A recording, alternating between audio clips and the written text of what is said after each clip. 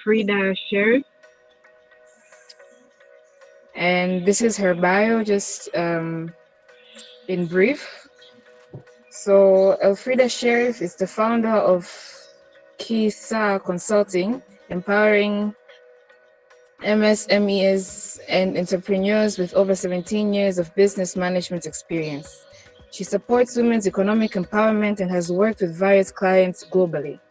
Elfrida holds multiple degrees, including an MBA and an MSc, specializing in entrepreneurship, strategy management, and international business.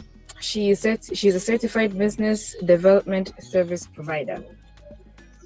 So that's briefly about our speaker today. I welcome Ms. Elfrida to start the topic, to start today's discussion. You're welcome. Thank you, Elhaika. Thank you so much. Good morning, everyone. Good morning. Thank you for having me. It's an honor to be here. So we'll go ahead and get started, or the moderator, do you want to wait a little bit or do you want to get started now? It's best we start now,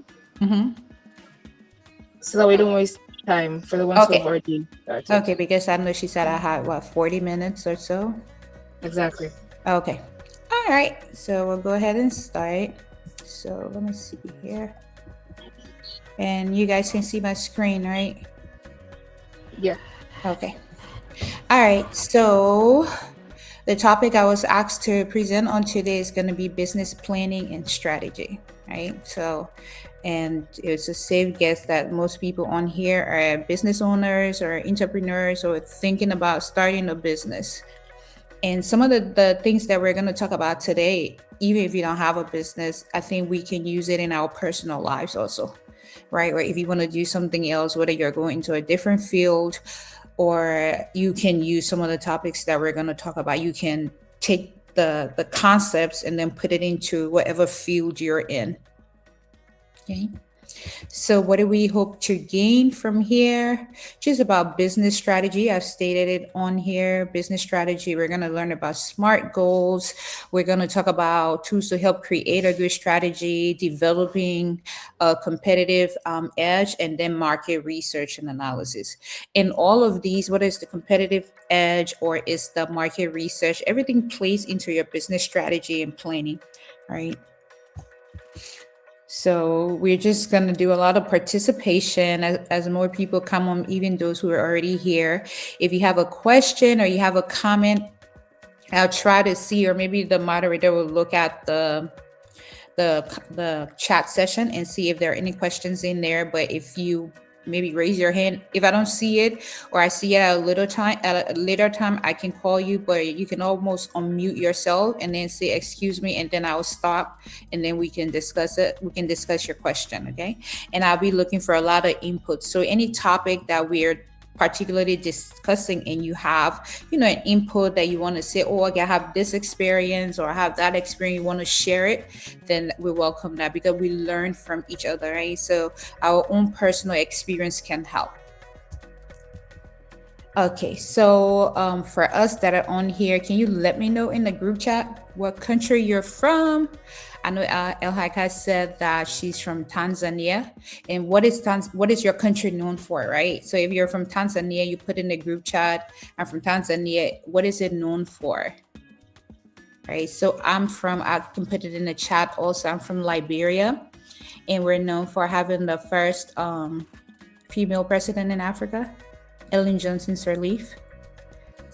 So let's utilize our chat, everyone.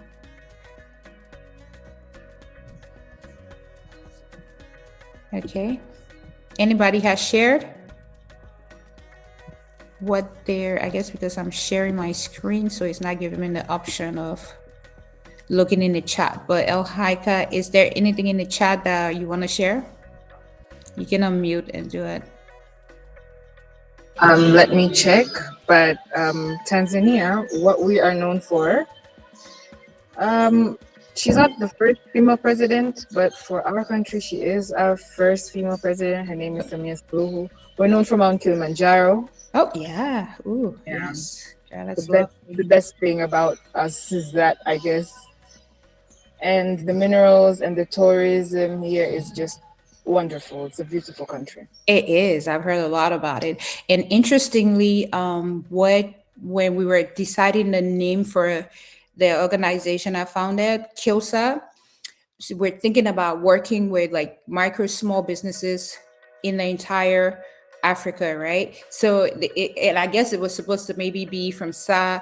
So the KIL in Kilsa is for Kilimanjaro, and the SAH is for Sahara. So I guess we were thinking about something that is where it's going to encompass all of sub-Saharan Africa. So it was like Kilimanjaro to Sahara Desert. So yeah, cool. I think somebody else posted in the chat Yeah. from Tanzania. Ah, okay, Upendo, welcome. And who else?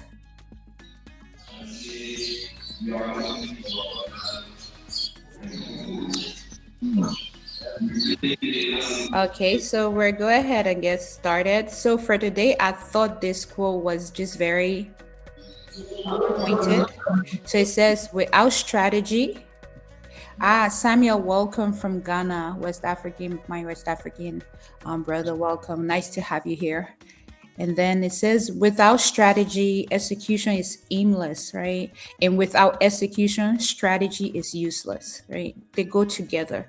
And I watched a documentary some time ago, and in there, and I didn't finish that documentary. I need to go back and watch it. But in there, the lady started, she said, policy is execution. Sorry, policy is implementation, and implementation is policy. So you can have all the good policy you want. If it's not being implemented, then there's really not to do it, right? So if you don't have strategy, you're gonna have a hard time executing, right? But then if you develop this very beautiful strategy on paper and then you're not executing, then that strategy becomes useless. So the whole idea of having a strategy or planning, because when we have a strategy, that's what we're planning, right? We're planning to do XYZ, and then you have to be able to execute, right? And that's where we come to start talking about SMART goals and all of that. Okay. So, business strategy, what is it? I have here that is the means by which a company sets out to achieve its goals and desired objectives. Again, if you don't have a business or you're not an entrepreneur, you can personalize this, right? You can personalize this and say is the means by which you're setting out to reach your desired goals and objectives, right? So we're just adding a business part to it just to be able to say, oh, okay, for a business. But even if you don't own a business and you're here, this is something that's still you could use. So it's just how you set out. It can be that, oh, okay, I want to further my education. That can be a goal, right? Or I want to maybe have kids, or I want to get married, or I want to travel. That's a goal, right? So how do you set out to achieve this? So for a business, the goals can be that, oh, okay, I need to grow the business, right? Or I need to expand my market. Maybe I'm only operating right now in Tanzania or Ghana, for example, but I need to go to maybe Uganda, or I need to go to Kenya, or I need to go Nigeria, or I need to go Ivory Coast. How do I do that, right? So that's the particular goal. Or the business is just starting out. It say, okay, my goal is to increase my customers that I have. Maybe I have 50 customers now and I need to go to 100 customers. So in having a strategy it helps guide the entrepreneur, right? It gives you a bigger picture. Again, this is where I want to go, but then how do I get there? Right. So it's just supposed to show you the path that you can use to meet your particular goal. And you can have multiple, you can have different strategies. So you achieve one goal, you can set another new strategy to achieve the next goal. And please remember, if you have any questions, you can just let me know, because I'm not going to, unless the chat pops up, I'm not going to be able to see it. So, business strategy, what should we take into account when an entrepreneur or business owner is talking about strategy? What should you think about? What are the key things that must be taken into account? Number one, the customers, right? Who are they? Your product or service, What do you actually what are you actually selling, right? What is it? Yeah, are they unique? And then your financial performance as an entrepreneur or business owner, always make sure you're keeping tab of your financial performance. Is your revenue going up? Are you cutting down on expenses? And what are your financial statement look like? And you can say, oh, okay, I'm just small right now, but you can start from somewhere, right? Especially for financially managing the business, you can start from somewhere. And then your operations, what are your processes like, right? Are you maybe overdoing processes, or do you have processes that you can skip, or make your processes leaner in order to be able to cut expenses? And then your external environment, right? What is going on in your industry?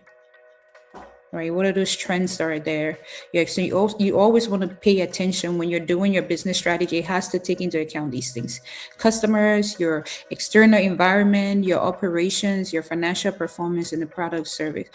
For your external environment, it's going to be because you don't operate by yourself, right? You operate within a whole, and that can affect you even if it's in with the world how we are now. The world is quote unquote flat, meaning people get around, you know information or things can affect one side of the earth and then go on the other side fast.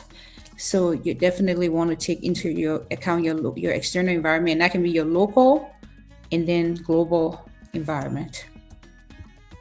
Okay.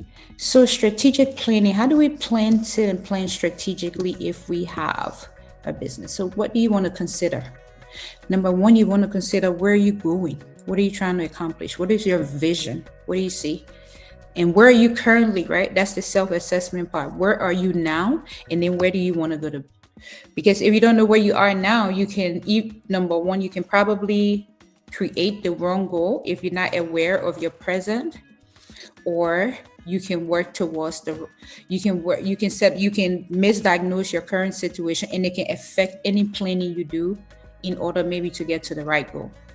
So what do you need to get there, right? I'm here now and I want to go there. What do I need to move from point A to point B, and how will I get there? And then you need a plan, right? Remember the quote we started with: execution. You need a plan, right? Without execution, strategy is going to be useless. So let's keep that in mind as we move ahead. So what tools are there to help you develop a business strategy, right? Your SWOT analysis and gap analysis. These are not the only two, but these are just the ones that we're going to look at today. SWOT analysis. Strength. I'm sure we've all come across this before. The strength, weaknesses, opportunities, and threats, right? So the first two, the strength and the weaknesses, those are going to be internal, right? Internal to your business, right? So what is your business good at? What is your business not good at? The weaknesses. So those are going to be internal, right? And then the opportunities and threats, those are going to be external. So what's happening out of your business? The opportunities, for example, what trends are happening in the market, in your general market, that you could take advantage of? And then the threats, and then who are the new competitors entering your market space, or what's happening in there that could affect you, right? So if you're maybe creating a product, and that product, customers are changing from that product, they're doing something else. And if you're not aware of that, that could be a threat to your business, because then you're going to keep producing and customers are not going to keep buying. And that could affect your bottom line, eventually taking you out of business. So the first two S and W are going to be things internal to your business. And then opportunities and threats are going to be things that are external, meaning your external environment. So one way is to do your SWOT analysis. The next one is your gap, right? Your gap. What are the areas of improvement? Okay. What is your current state? What is your end goal? And again, your plan of action. So your gap analysis is just saying that, oh, okay, I'm here and I want to go here. That space in between is what you're analyzing. So I'm here and I want to go here. What are those things in between that will either affect me getting to here, or that will help me get into here. So that's the gap. So we're looking at the gap, and it's like the gap between where I am and where I want to be. Okay. So just quick question for me. What animal name is given to a product with a high market share? And you can let me know in the chat. Is it fast snake? Is it quick cat? Is it cash cow? Or is it the slow sheep? Which one do you think it is?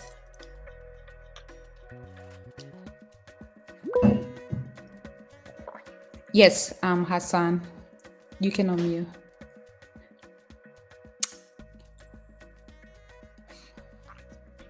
Cash cow. Cash cow, yes. Okay, in the chat too, I see cash cow. Yeah, that is correct. So when it has a hard market share and it's just eating the market and things are just, you call it a cash cow, that means the money is coming in. Is that product is a cash cow. That means it's bringing in the money. Good job. Thank you. Let's move on to market research and analysis. So market research. What does it do? Why do we do it? Why would we want to do a market research? It helps you understand your market, your target market. Meaning your target market is going to be your people, right? The people that you created your product or service for.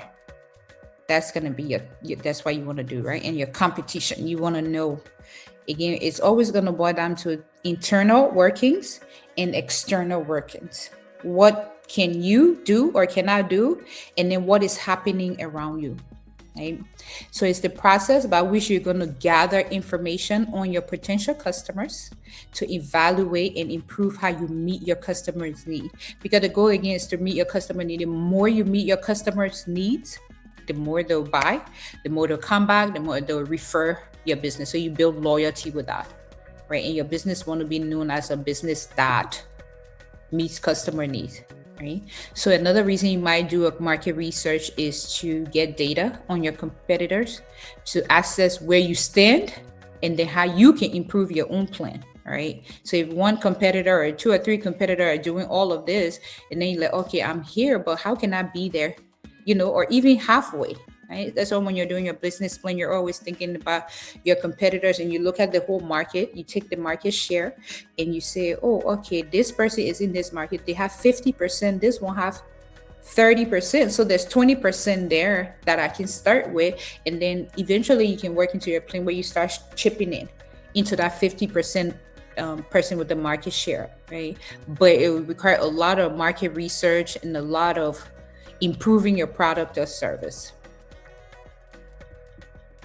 And then what are the types of market research? I have 3 types of market research here. So it's primary, secondary, and exploratory, where we start with primary.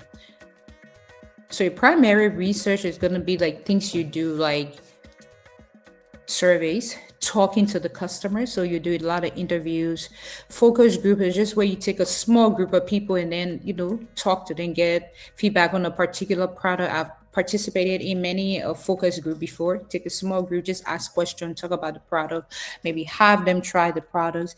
Interviews or things that you can do, even if you're a small business owner, you can talk to your customers one-on-one, ask them, get their opinions, what do they prefer? What do they like? What do they not like? Right?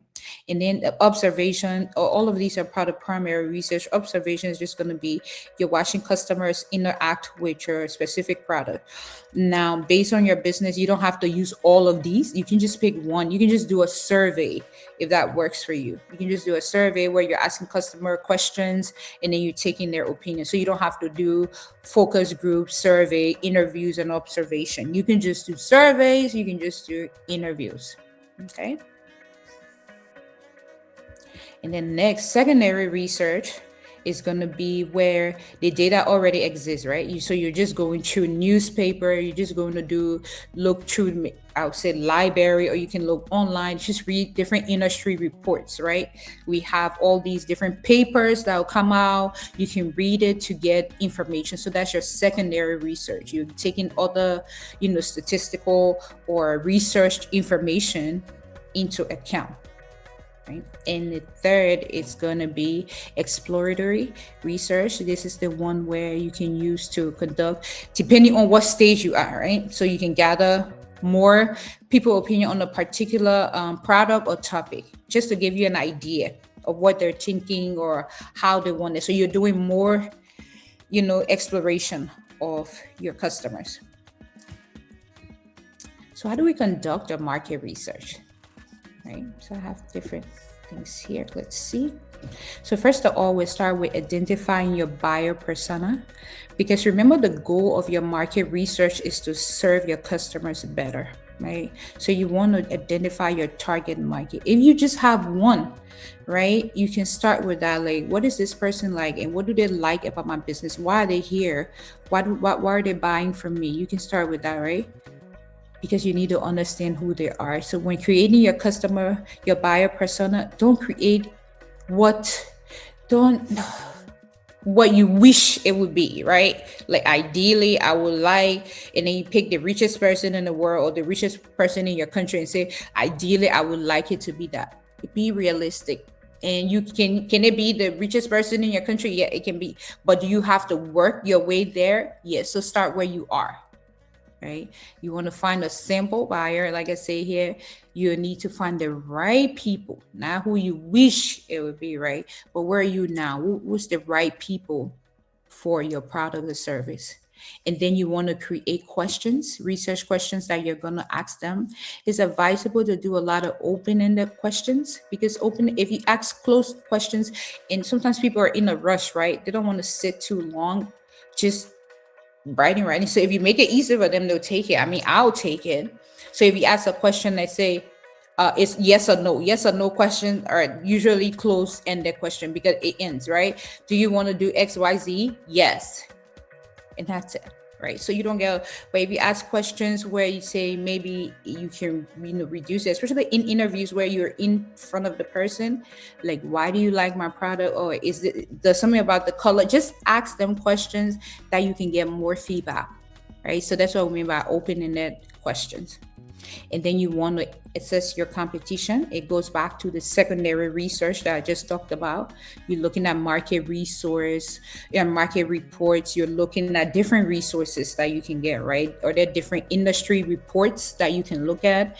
And then you can go on social media also, even on Google, some businesses are there and they have reviews. You can learn a lot from the reviews that customers put for different businesses. And then you just want to create a summary of your market research, just to organize your thought. Because when you do a research, you gather a lot of information, right? So you either want to organize it, you want to clean it, remove the relevant ones, the ones that are not relevant, and remove from there. Or you keep the ones that you would think you would need. And sometimes what might not be relevant at one time, maybe a few months later, you're doing another research on something else. You might use that information. So just kind of curate your information collected just to get what you need from that research you're carrying on. Okay. Next, we'll talk about SMART goals. Another question for you again in the chat. What does the T in SMART stand for? The SMART goals. What does the T stand for? Say A, true, B, tick, C, track, or D, time bound? A, B, C, or D?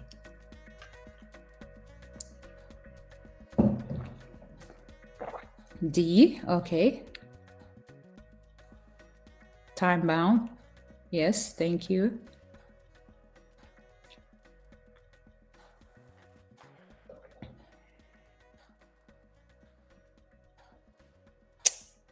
Track, yeah, track seems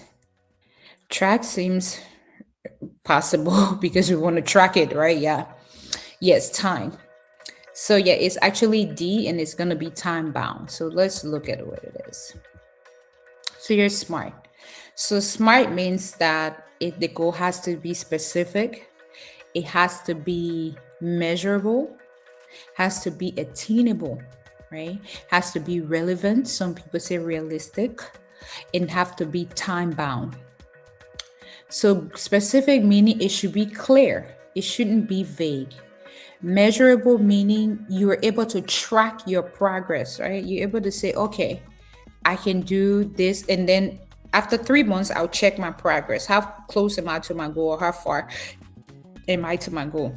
Attainable, it should be possible, but it should still stress your abilities, right? So don't say I need to increase, for example, my customer count from 2 to 1,000, right? That's independent. You can say, okay, 2 to 1,000 is realistic, but in how long? If you're starting to do that in 2 months, right? That's going to be questionable, right? So I've served on, so I've done some pitches or judged some pitches, and the person pitching would say, oh, for example, oh, I'm currently at 1 million naira, for example, or a year, and then by next year I want to be at 20 million naira. I'm like, if you're doing this in a year, you're not going to be able to do that in another 1 year if you only at 1 million, right? So we want the goals that we set to be attainable.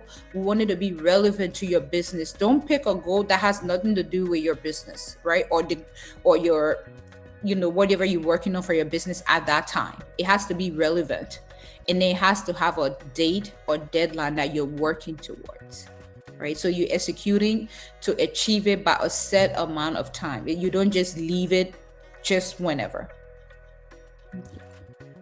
So what is the importance of setting SMART goals? I have here, setting business goal objective is important to the business success and our own personal success. So it's a powerful way to drive business growth. It gives clarity, focus, and direction, right? And when it's measurable, you can track your process in real time. And then you can know, okay, at the end of the quarter or at the end of the year, where am I? And then when it's time bound, it usually creates urgency because we know, oh, okay, if we set it for December 31st, for example, December 31st, 2021, 2026, and we're here in August, right? Today is August, 8th? And then you're like, oh, okay, so I have to do this. I have to do it. And then when you have goals and you have a time bound, you can break it up into small parts, right? You can say, okay, if I need to do this by December 31st, by August, I need to be here. And then you start tracking your own progress. That's why I thought track would have been a good fit too. So you can track it. So here's an example I have here for a SMART goal. So you want to increase your Instagram followers by 10% in the next 2 months. All right, so I'll put it around October 7th, October 8th.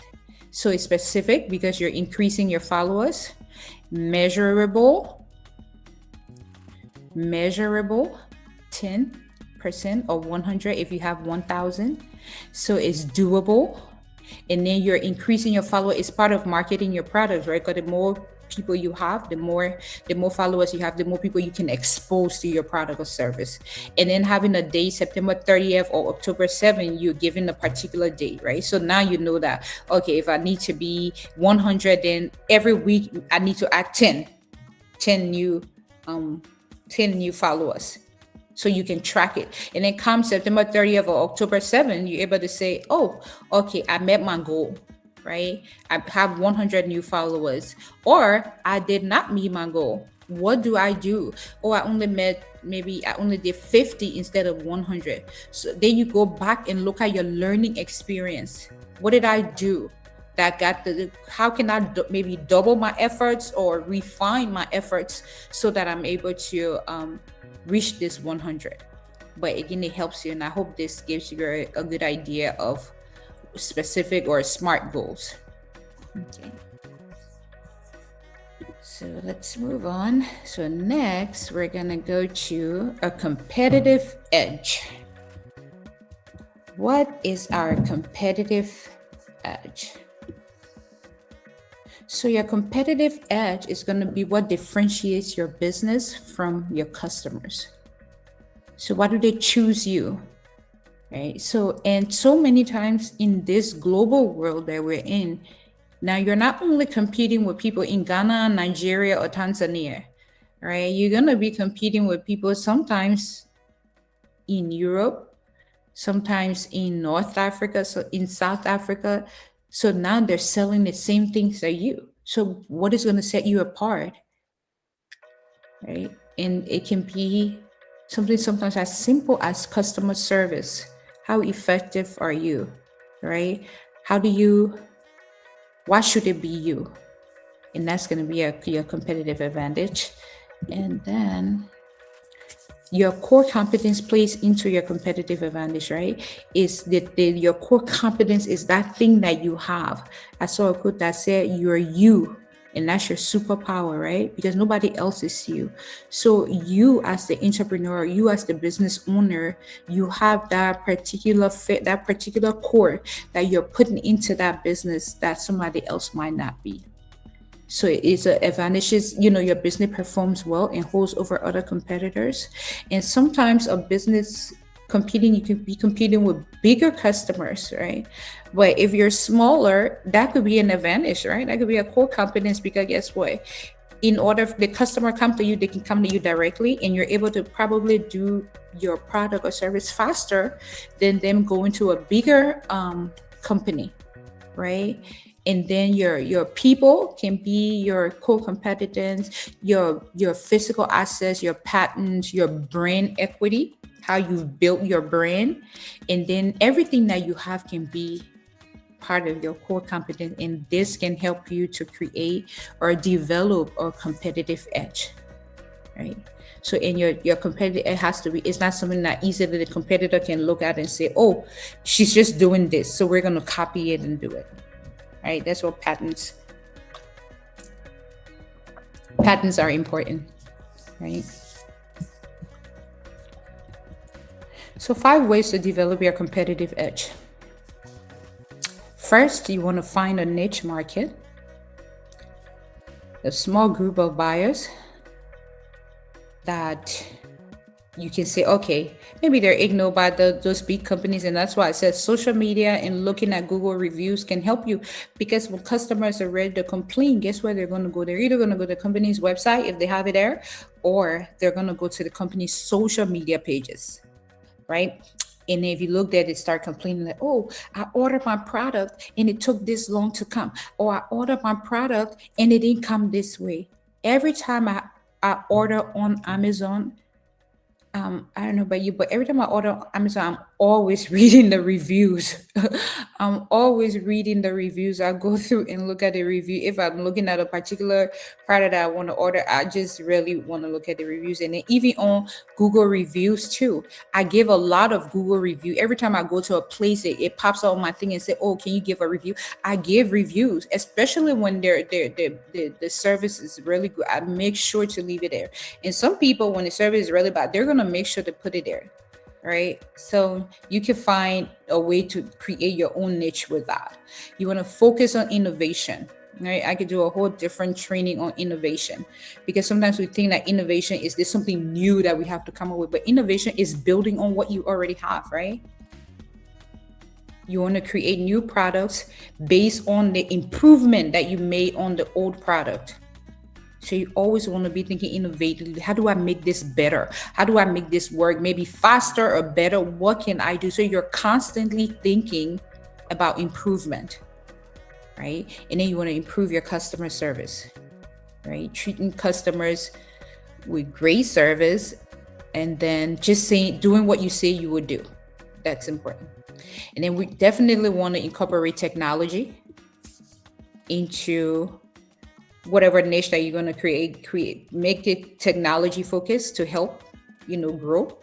And then you want to just sharpen your value, show clear reasons why your product solve a problem better than others. Okay. And then one final question as we prepare to wrap up. Which major tech company was originally named BlackRock? Is it A, Amazon, B, Google, C, Microsoft, or D, Facebook? Which one is it?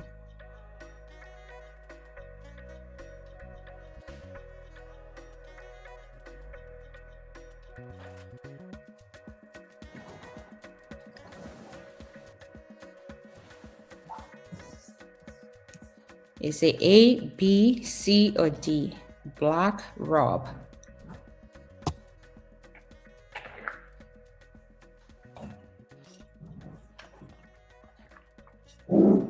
It's actually Google. It's actually Google. Google was originally named Black Rob. Okay. All right. And then, so this short summary of what we've talked about today.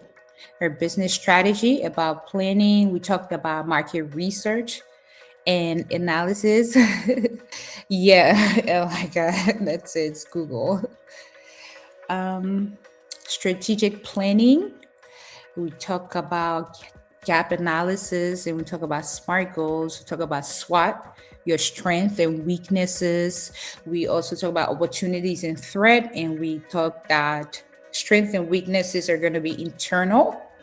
And then your opportunities and threats are going to be external. So when we're creating or analyzing, researching, or planning our business, you always want to think about what you are and where you want to be. What do you have?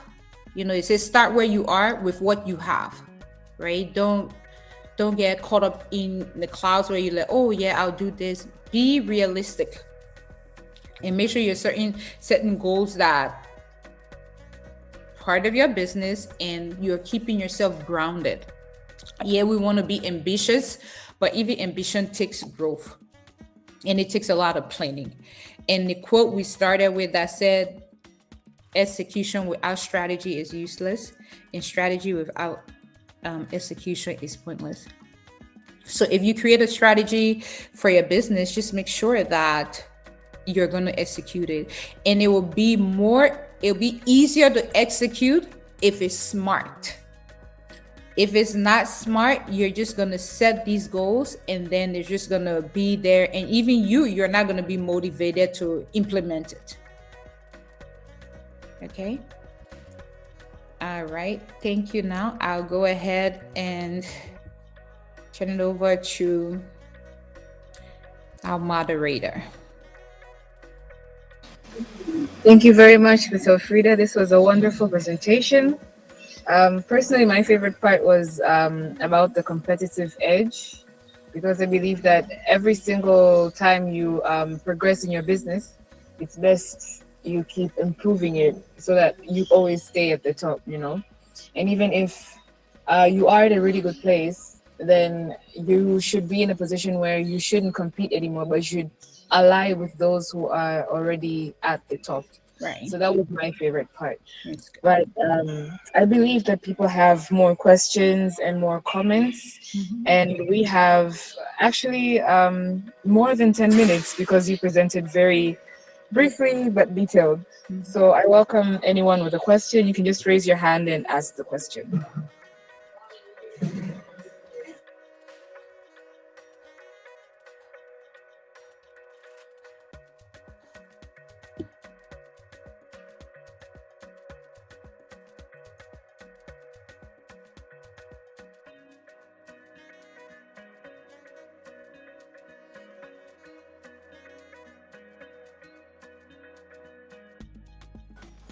Participants, you are also welcome to comment on what you liked most or what you wanted to hear. Edward, you're welcome. Good morning. Thank you. Please, I joined late. Can this material be shared to us? Because I joined very late. I was having an issue with my app. So, unfortunately, somebody requested I updated it, and I joined very late. Very, very late. So please, can I just humbly request that the presenter share this material with us? Thank you. Yeah, the host, Edward, the host has it, and they're free to share with you guys. Can I make a comment? Sure, Samuel. Okay, good. Thank you very much, Afrida, for the presentation. This is very good presentation. What I would want to add is that apart from all that Afrida has shared, there's a need for an action plan to be developed, where the action plan will indicate the specific activities that will go into the business strategy and the timelines for each activity to be implemented, so that at the end of the day, there will be a realization of the objective of the business, that the whole business development or business planning has been put in place. So apart from the strategy, there's the need to add an action plan to be able to execute the strategy of their business. Thank you. Thank you very much for that, Simon. That's a very good point. The action plan, and it goes back to executing, right? If you're going to execute, then you have an action plan, and make sure that action plan it's very smart, right? It has to be specific, it has to be measurable, it has to be time bound, attainable, and then relevant, right? So that action plan helps you actually when you're putting your strategy to document together, because your strategy document can include your market research, right? But sometimes you might have a strategy document that is full, with different information, but your action plan is just going to be that short, maybe one pager. I would make it one pager that has, okay, this is what I'm going to do, and this when I'm going to do, and everything. So yeah, great point on that, Samuel. Thank you.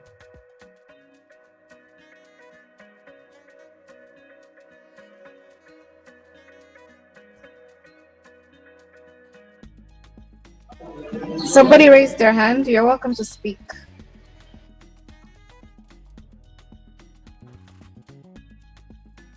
Yeah, Afrika, I want to appreciate you for the presentation. It's really wonderful. Thank you for the opportunity to be here. And I really, my own question is it a question, or is it, I need a guidance in this, because it's something that I have been looking at for a while. I've not been having the opportunity to go out for a research to find out why certain things happen the way it is. Because I've seen a lot of entrepreneurs go into business, not that they are not passionate about it, not that they don't have the idea, not that they don't want to do this very well, but they start this business. And before you know it, something happens and they will crash.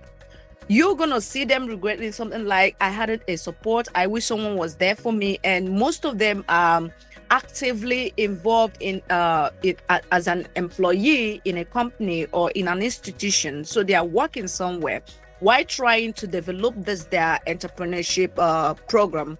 Now they end up losing out in this business because they've put a lot of finances in this. And I'm saying this is a very good business that is viable. It's supposed to be maintained and grow, but because of maybe being posted out of that environment, or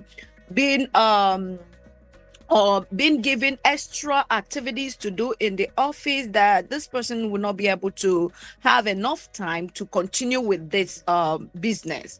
You see that the business goes down. So I'm really looking at, is it better for entrepreneurs to stay off being employed completely instead of being employed and then seeking to develop a business? What do you say about that? That's number one question, Yeah, so what I would say is, it's kind of both ways, because some people want to do it, right? And sometimes a business idea can look good on the outside until you start doing it, and then you realize that, okay, this is going to take more, right? So Yeah. we really have to think about it in what way. That do you want to be an entrepreneur because you want to be an entrepreneur?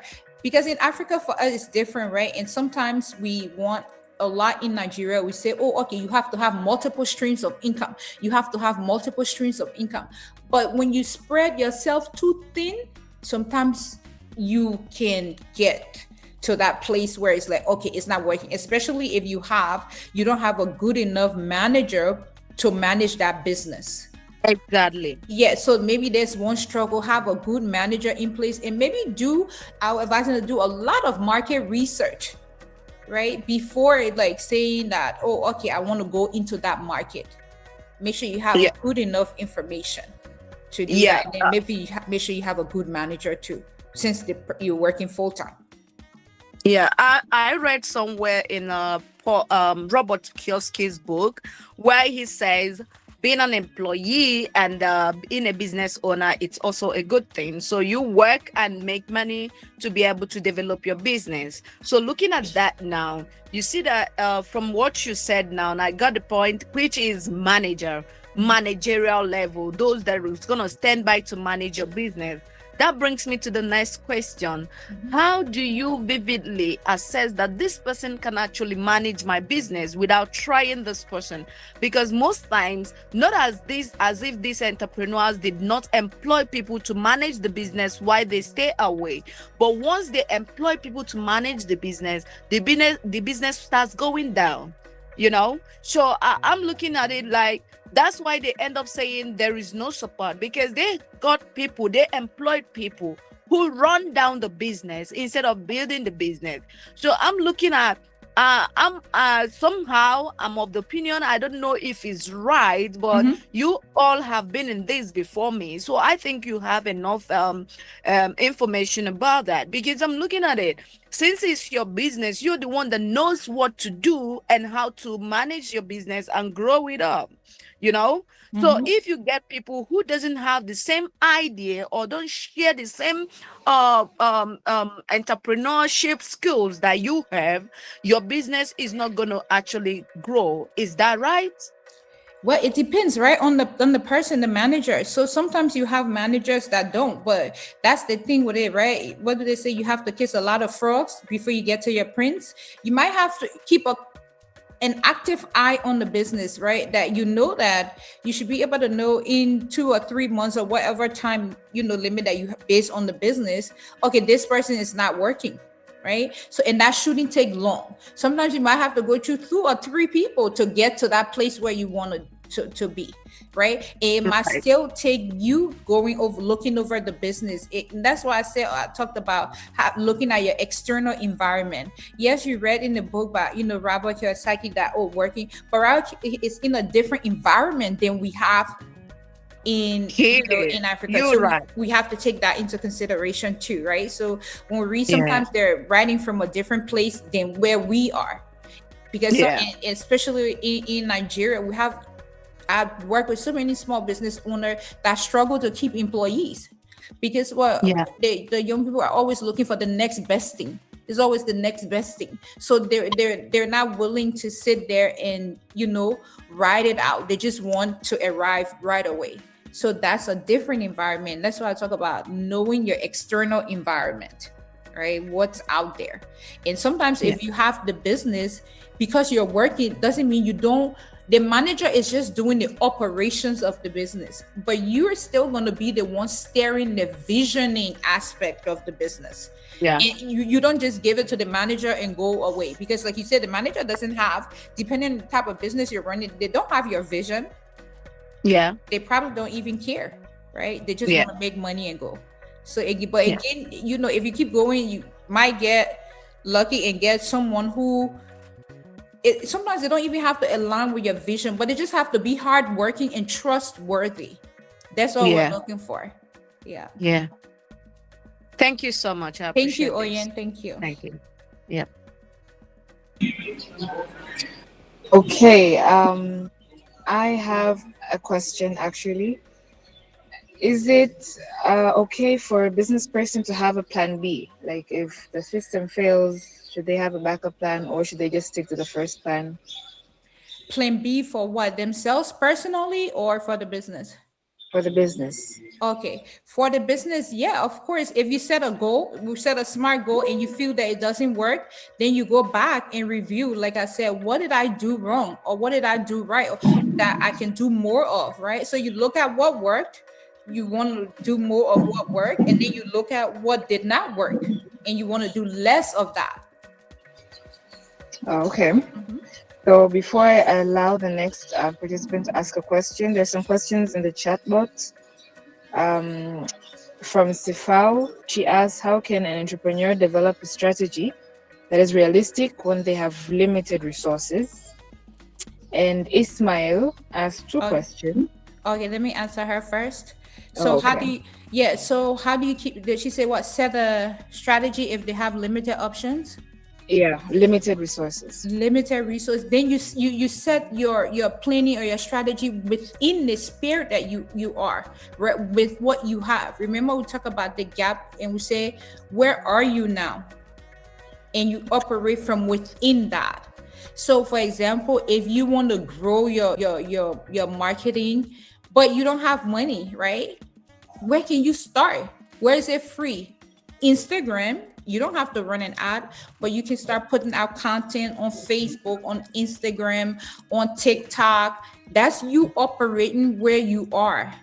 And then you grow from there. You take it step by step. Like Samuel said, you get your action plan that says, oh, okay, I will do this first. And then I will do that. And then you constantly on Instagram, you're engaging with other pages. Next thing you know, your page start growing slowly, and you start building off of that. You start telling more customers about your business. You start seeing, like, what can I do? Is there a marketplace that I can go to? Can I create flyers for my business? So that's just you operating within your sphere that you are. And we do that every day, even in our own personal life, right? So if I'm here and I need to get somewhere, I'm not going to say, oh, okay, how am I going to get there if I don't have a private jet? So that's it's way over there, right? So in my own where I am right now, I'm going to operate and think, okay, I either drive there or I can take the train or I can fly plane. So that's me operating where I am. So with the same thing with your business, you want to operate within where you are with what you have. Okay. Now, Ismail has two questions. I hope you can catch up with time because we're almost about to um, close this meeting. Okay. So he asked, what are the most reliable, low-cost tools or methods for small business owners to collect accurate market data and customer feedback? Customer feedback number one is talking to the customer, interview surveys. Okay. That's not going to cost you anything. Interviews and surveys. And then depending on your industry, depending on the country you're in, you can look at different, usually governments will come out with reports, or other industry reports might come out and look at those industry reports. But for customer feedback, talk to the customer, ask the customer. All right.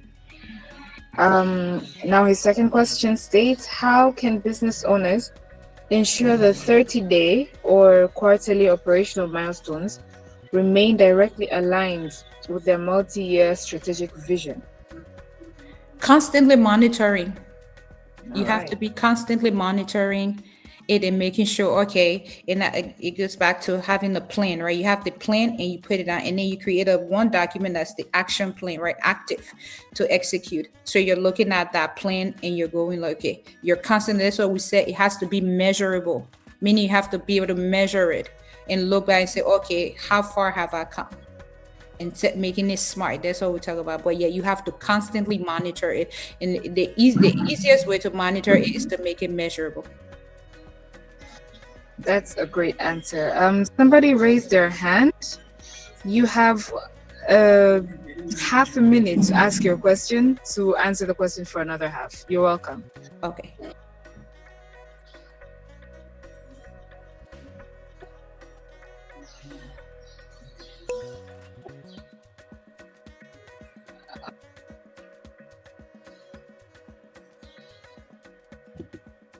Obera, you I can. don't know.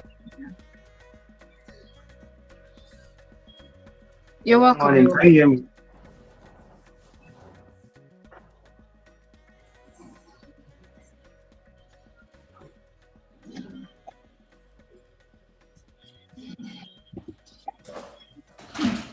We're listening.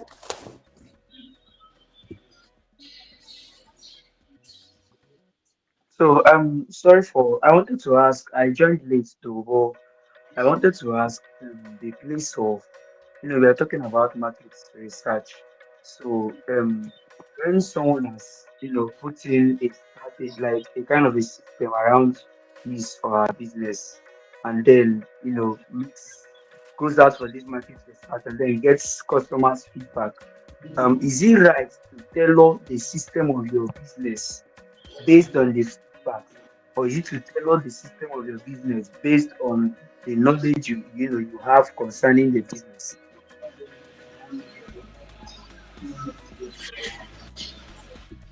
I didn't understand it's kind of muzzy. I didn't understand what he said. Okay. You can repeat your question. I was asking, while doing market research, can you hear me now? Yes.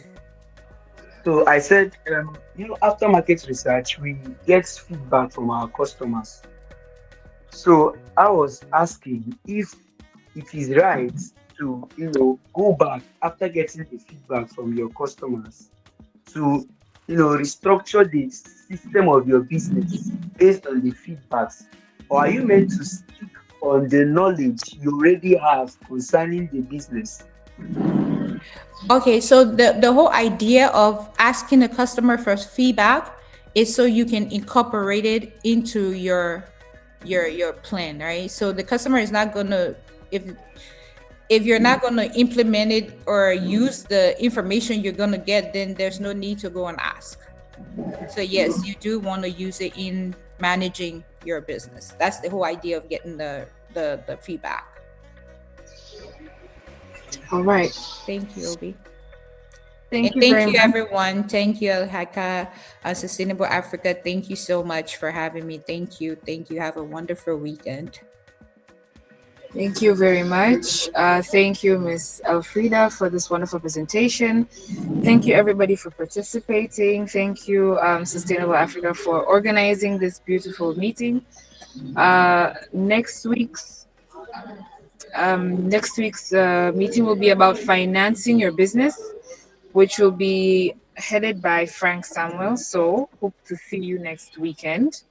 But before we close this session, can we?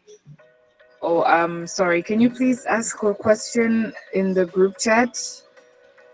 We're kind of out of time. Yeah. So, can everybody turn on their cameras so that we can take a screenshot and commemorate this session that we had today?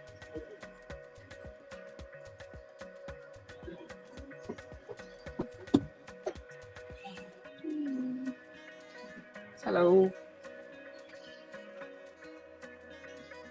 Wonderful. Um,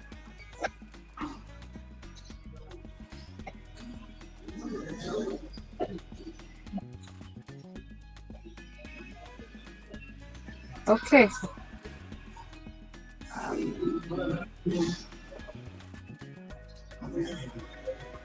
I guess that would be it.